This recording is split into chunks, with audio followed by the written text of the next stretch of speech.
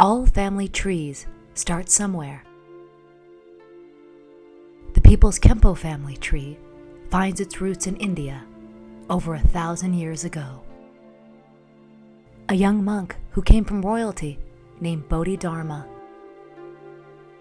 Bodhidharma lived a peaceful life of reflection and contemplation until one day his monastery was attacked. The young monk watched helplessly as his fellow monks were killed savagely. The monks had had no idea how to defend themselves against such violence. So young Bodhidharma went off to meditate. He meditated for 9 long years until he came up with a solution. The first movements of Kenpo. Kenpo's modern history starts a little closer to home. 100 years ago, a young man named James Mitosi was told by his father he had to leave his beautiful home of Hawaii and travel to Japan to learn religion and the martial arts. It was difficult for young James in Japan, but when he returned home to Hawaii, he was very, very good and began to take on students of his own. One young man had already trained with his father, a Buddhist priest. His name was William Chow. Chow felt his father's methods were not street applicable, and when he teamed with Mitosi, the system they designed was 100% dangerous, and they called the system Kenpo Jiu-Jitsu. Around this same time, another young man, whose father was a boxer, began training at the official self-defense club with William Chow. The young man was a Filipino, very good with sticks, whose name was Adriano Emperado. Emperado spent many years with Chow, becoming his chief instructor, and it was Emperado who changed the system once again to Kaju Kenpo, the legendary and brutal fighting system, combining karate, judo, jiu-jitsu, Kenpo, and boxing.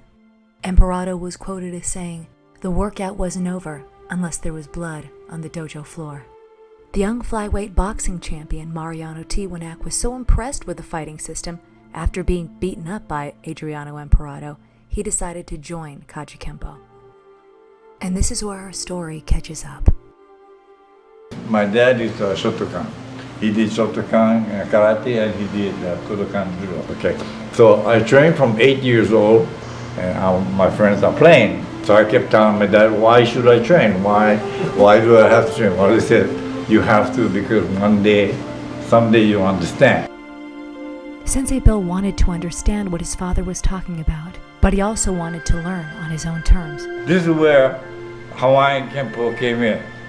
From there, I went into, I met a man, a boxer, he was a professional boxer, and he was Mariano Tiwanak. All right, so then I started working with Mariano, and then I met Emperado. Sensei Bill trained with these men, but not with dreams of becoming a dojo owner, but of becoming a veterinarian. After leaving university, Sensei Bill flew to California to pursue his dreams. But it was the movies, not animals, that came calling.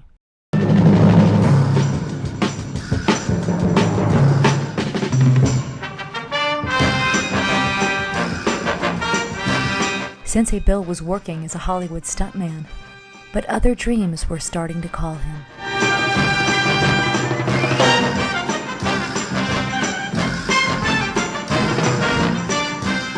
Sensei Bill helped many of his friends who had martial arts schools, and because they could sense his love of family, the smaller students were immediately drawn to him. So I end up with the school because they're going to leave, and then I end up with the kids because I love kids.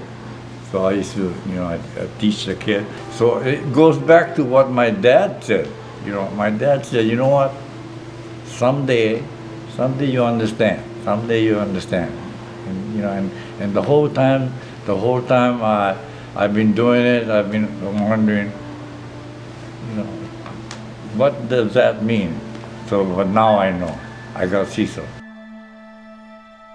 But that is another story.